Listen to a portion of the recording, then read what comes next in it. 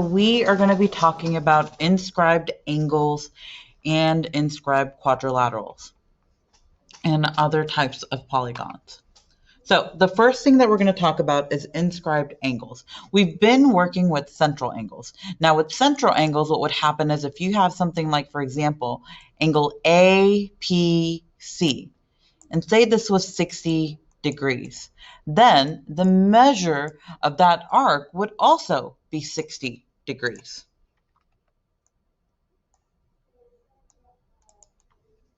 However, that's not what we're working with anymore. Now we are working with inscribed angles.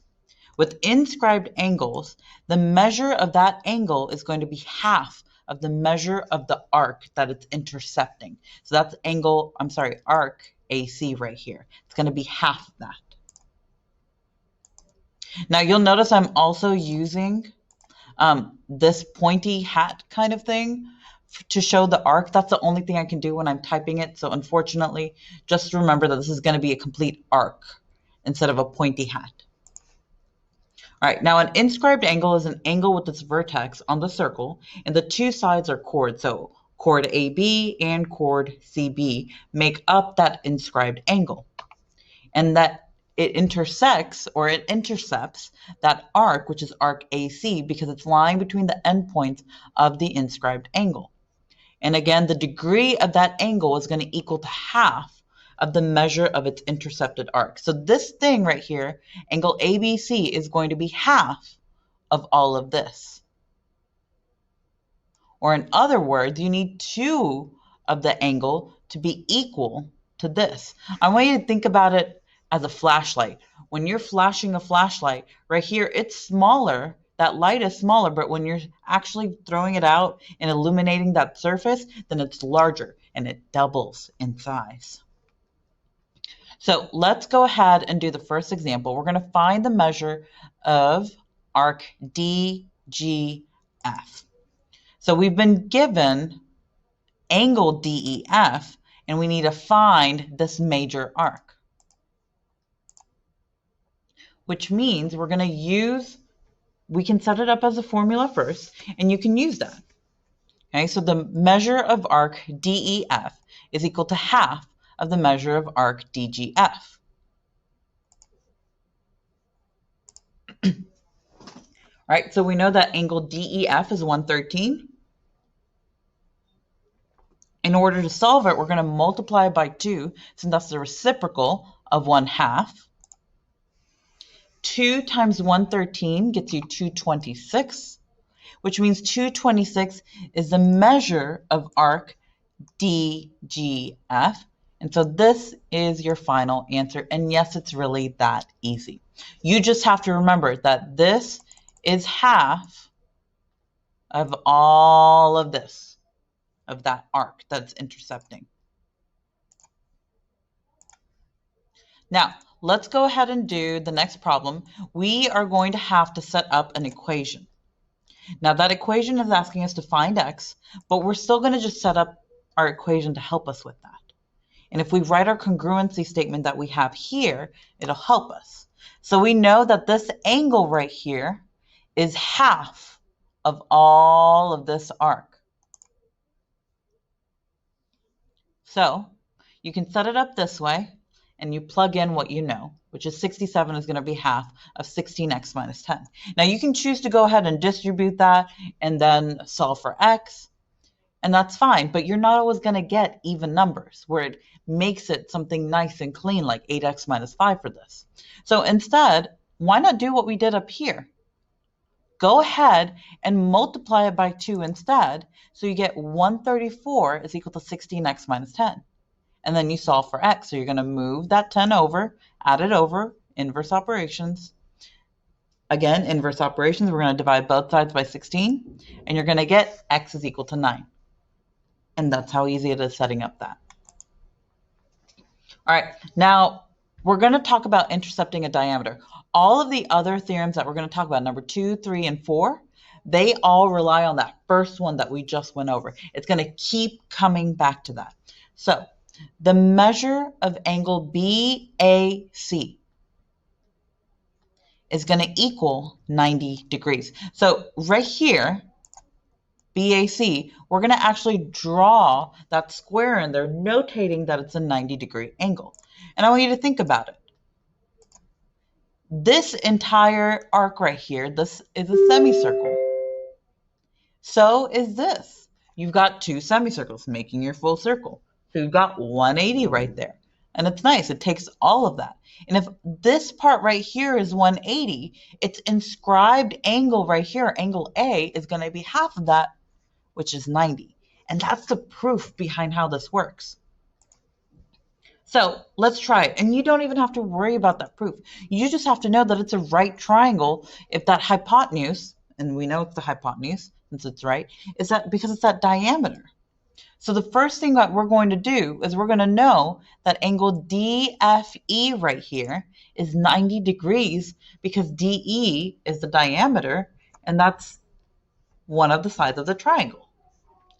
If that's the case, we can solve for angle D. And the reason why we're solving for angle D is because we're being asked for the measure of arc FE. So we're being asked for this measurement, which means we need the measurement of the inscribed angle D. You can do that two ways. You can set them all up and subtract them from 180, the 63 and the 90, or if you remember your right triangle theorem, you can use 90 minus 63, and you figure out that no matter which one you do between these two equations, you'll still get that that angle, angle D, or FDE, is going to equal 27 degrees. And if this is 27, then I want you to think about that flashlight. This is the small going to the big, which means this is going to double, and it's going to be 54 degrees. Remember, the measure of angles and arcs are in degrees. Length is in units such as inches, centimeters, and so forth. All right, so this one is something similar. Notice that ST right there is the diameter, which means angle U is going to be a right angle, and making this a right triangle, so we know that angle S is going to be 180 minus 90 minus 43, or 90 minus 43, which is 47 degrees. And then we can do the same thing that we just did here. We know that this part right here is going to make it all the way over here. So this angle is half of this. Remember how I was telling you it's not always going to be even on both of these, on both terms? Well, guess what? That's what happened here. So instead, that's why I just doubled that 47 and I set it equal to that arc. So I doubled the angle and set it equal to the arc. And then you solve for x, and you should get that x is equal to 12. Next, you've got overlapping arcs. If you want to use two colors for this, you can. So the first thing that we're doing is that we're using the measure of arc ABD. I'm sorry, angle ABD. And hopefully your line is a whole lot straighter than mine. I'm using a mouse, sorry. And it's going to end up being equal to the measure of angle ACD. So right here. And it's called overlapping arcs because the two inscribed angles are intercepting the same arc. And because they're intercepting the same arc, arc AD, then the angles are going to be congruent. So let's apply this theorem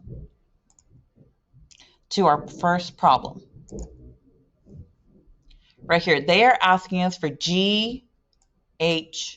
They're asking us for this angle right here. Well, we haven't been given angle measurements, but we can work backwards and use this arc right here. So you'll notice that in order for us to find the measure of that arc, we are going to have to see what that measurement is by adding up all of the different arcs right here. So GJ plus IJ plus HI plus GH, those arcs are going to end up equaling 360. So I'm going to do 360 minus the 115 minus the 31 minus the 68. And when I do that, I get that this is going to be 146 degrees for arc GJ. And because I'm going back to the flashlight right here, I'm going smaller. That means I'm going to half that number, and I'm going to get that that angle is 73 degrees. Well, they also want us to find the measure of angle GIJ. Well, guess what? Angle GIJ is congruent to JHJ because it's intercepting that same arc.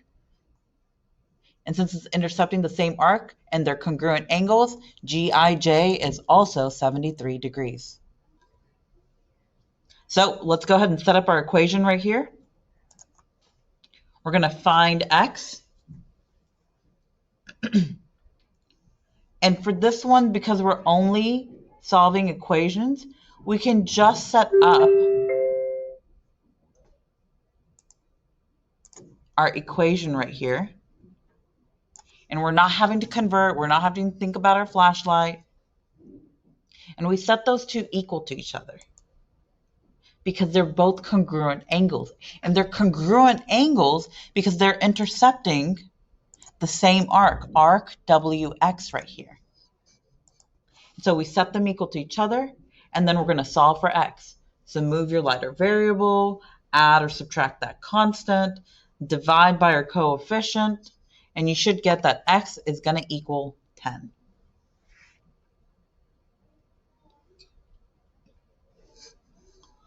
Our last one is going to be over inscribing quadrilaterals.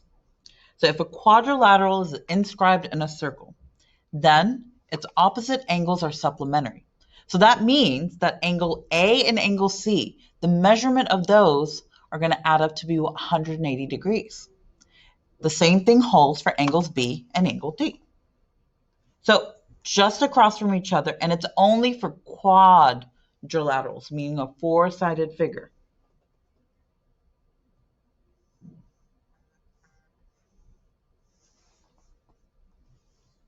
So let's try the first example. This one's pretty easy. They're asking us for the measure of angle J. Well, angle J is opposite angle L. So that means because it's opposite and it's a quadrilateral inscribed in a circle, meaning it's written inside, scribe means written, and inside, we can make this equation. The measure of angle J plus the measure of angle L is 180. I just used x, but we figure out that angle J is 88 degrees. You can use that same strategy to find the measure of angle K because angle K is opposite the measure of angle M. Go ahead and find the measure of angle K. Remember, this is going to have to be in degrees. If there was an x here, it said x degrees, then you would just type in the number. So because it doesn't have that, it would just be 135 degrees, and that's your answer. All right, this one we're going to solve for equations. Similar thing. In fact, I just kind of turned this a little bit, and now we've got new numbers. So if angle K is 7x plus 21, and angle M is 47, then we need to solve for x. Because these two are opposite angles, we set them, add them together, and we know that they're going to add up to be 180. They add up to be 180. I'm plugging that in. Combine your like terms, move your constant, divide by your coefficient, and you should get that x is equal to 16. And that's all there is to it. All right, thanks for watching.